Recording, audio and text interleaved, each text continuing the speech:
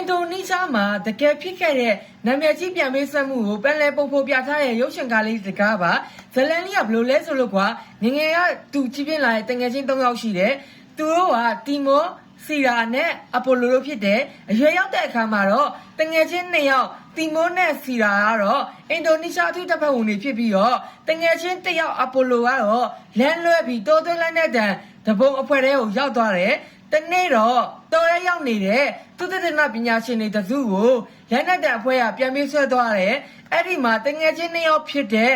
တီမောနဲ့စီရာက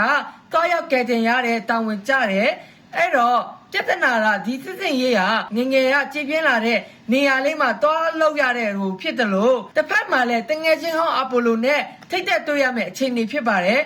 ဓာတ်စက်ခံတွေကိုကဲတင်ရင်းနဲ့ငယ်တငယ်ချင်းတွေကြားတဲ့ရိုးစင်တွေ